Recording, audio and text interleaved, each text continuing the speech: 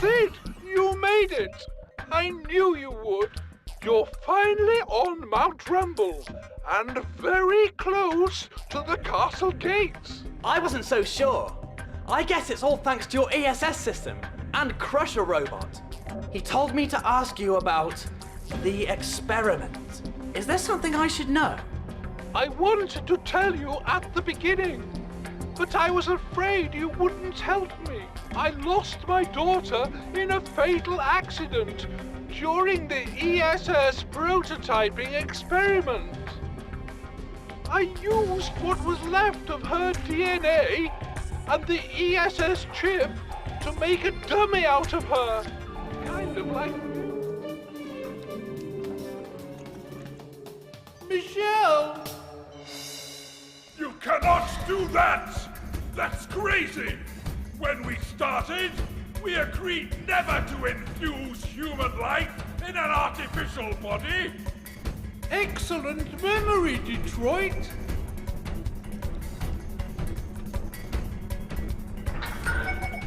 But I can't stop it now. You can bet on it, Advisor! You'll see it, Advisor! Detroit!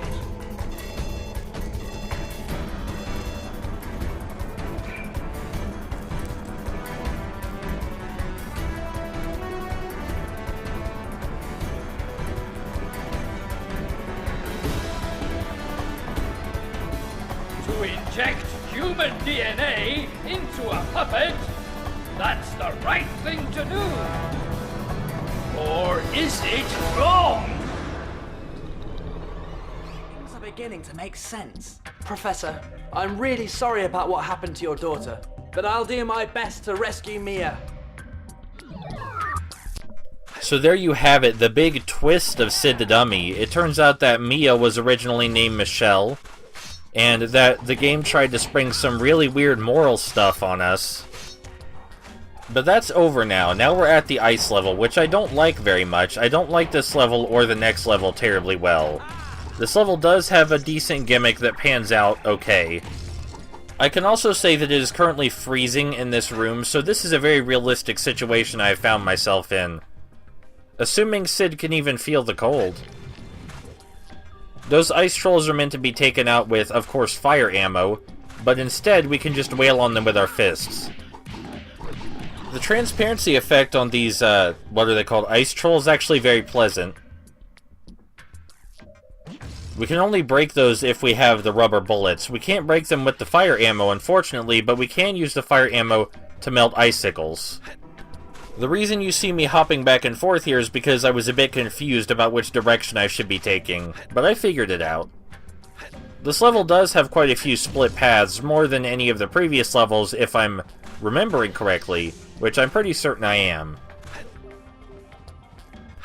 Anyway, where we're headed right now is actually to a secret area. Even though it looks like the main pathway, it's actually optional entirely. This does count as the Christmas video, by the way. Because the only Christmas game I can actually think of is Days Before Christmas, and I don't own that. There's even some pretty colored lights, like those green ones right here. See those green lights up there on the ceiling? Those are pretty. Those count. We need our rubber bullet ammo back to break this wall. I don't understand why we can't use our fire ammo to break the ice wall, but I suppose it's for game design, and you shouldn't think about it. That's probably the case. Just as with the earlier cover-based segment, we have to do it yet again, this time with ice balls, which again have a rather nice transparency effect.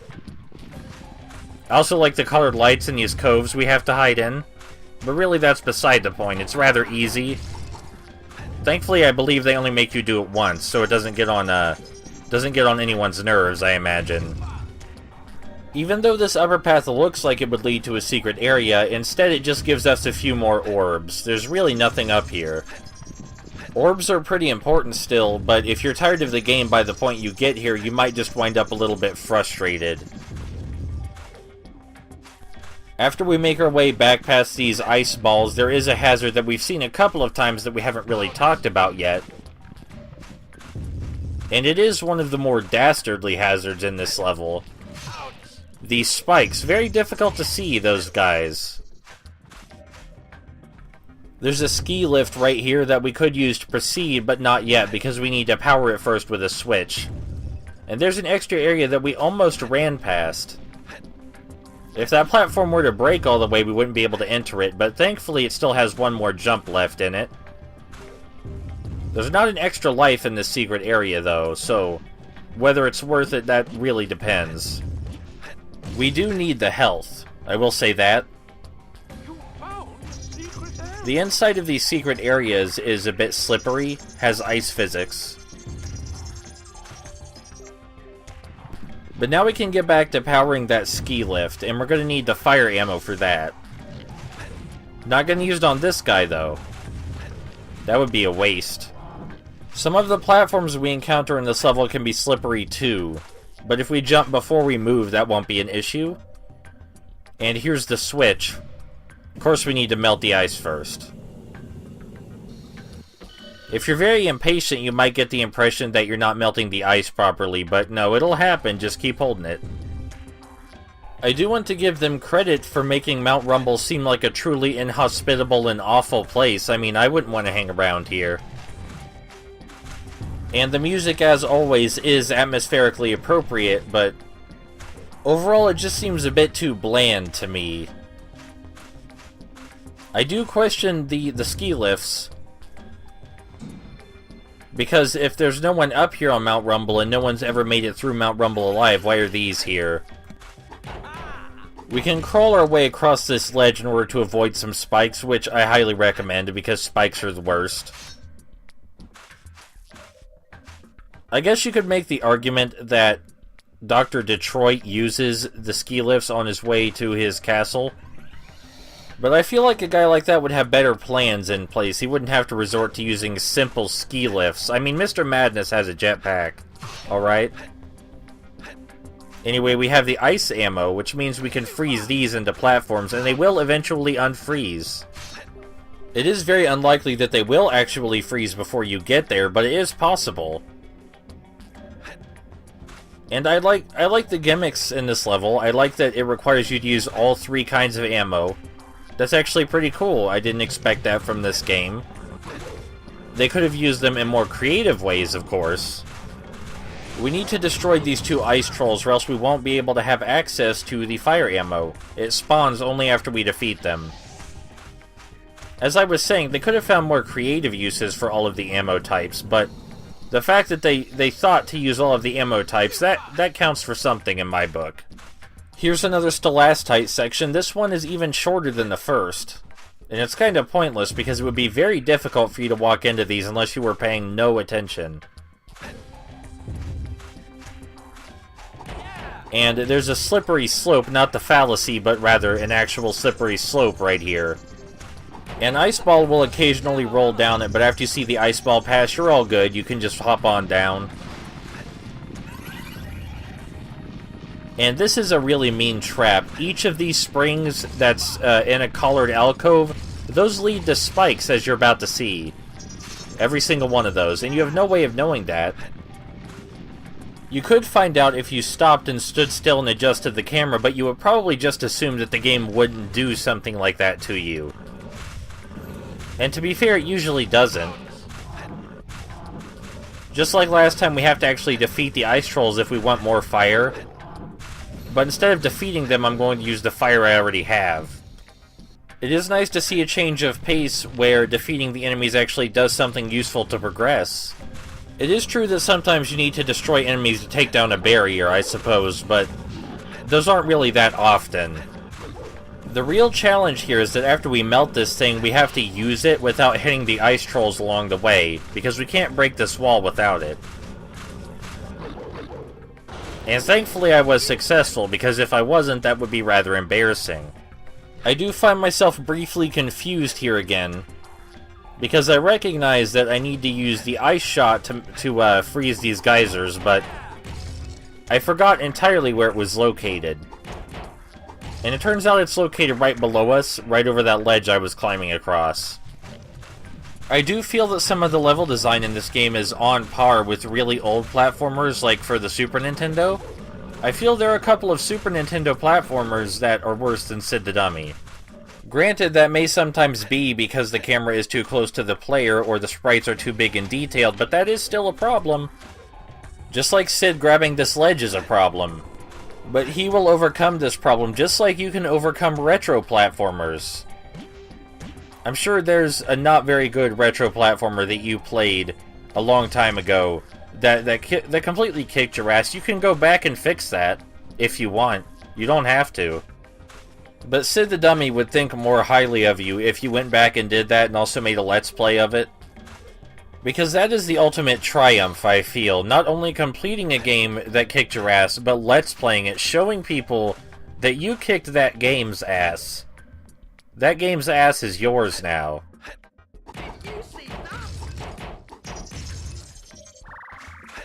While I was rambling, we did manage to pick up the ice ammo, which is good because I didn't have anything to say about that particular section.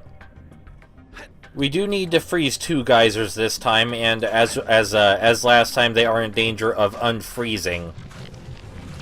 The biggest thing we really have to worry about are these ice trolls that could get in our way, potentially. But even though we're getting hit a ton, we're still going to make it in time, so I wouldn't worry. In most other games, I probably would have gotten frustrated I got hit so much and restarted, but this is Sid the Dummy. I'm in it to win it. We actually need to go to the right first in order to proceed, not to the left. Even though the left path seems more clear. Over here on the right, there is fire ammo, which is necessary. Some of the platforms in the water bend and twist slightly, but that doesn't really seem to influence anything. Because you can adjust yourself just by flicking the control stick left or right. The bending and twisting may be a purely aesthetic choice for all I know, but I was just pointing that out. We are now nearing the part of the level that I remember, the big platforming segment, but I don't actually recall it being very difficult. Certainly not as difficult as a similar section that we went through in the Swamp Temple level. This down here, by the way, is not the big platforming section. This is just a little bit of hopping for an extra life, which we want. We want that life. The jump here that you have to look out for is this last one. It's very difficult to get enough height to pull that off. Now we just have to hop across to that checkpoint and we will be at the actual platforming section I was talking about. I would like to believe that if I fall in this water it won't instantly kill me, but I'm not about to find out. I will admit that the camera plays a small role of frustration in this platforming segment, because it is fixed unless you're standing still, after all. But when you're aware of where the platforms actually are, it's not all that tough.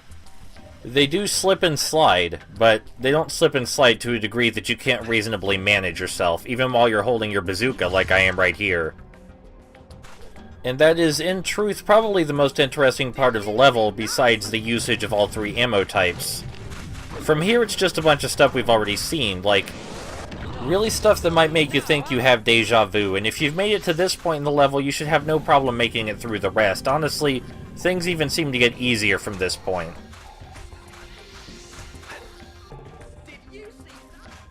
Alright, here we are at effectively near the end of the level, and there is a bridge that we need to cross using the super run because otherwise it will crumble. Just like, you know, those bridges in the haunted house level. And after we switch this last switch, we will activate another ski lift and we will be out of here. Except for the boss, of course. Wait, did I actually call it a haunted house level? I'm a little bit embarrassed. Clearly a cemetery level. Anyway, but my point remains, we're done here. It's boss time.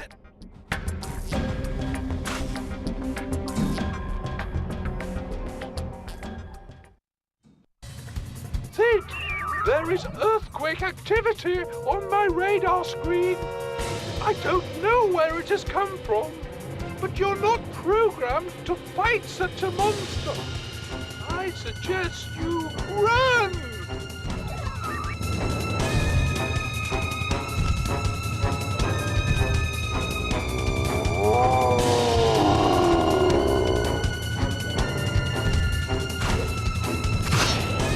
What a lovely introduction into this boss fight's main problem. So this is actually an easy fight in theory, and you should be able to make it through here no problem, but the white spikes, they blend in so well with the snow that it was pretty much impossible for me to see them. We're going to want to keep our bazooka out now, though, because there are so many ice walls up ahead. You might have to die a few times here, but after you've memorized the spike patterns, then this should be no problem. Still, dying a few times is probably more than you'll die to the other bosses. But at least here's an extra life to make up for the one you probably lost, and we're already at the end now. Or rather, we're very near it, as you can see by the volcano in the background. I do always like when ice and fire levels mix together, and even though the ice and fire levels don't mix in this game, their aesthetics do very briefly right here. I'll see you next time for the lava level.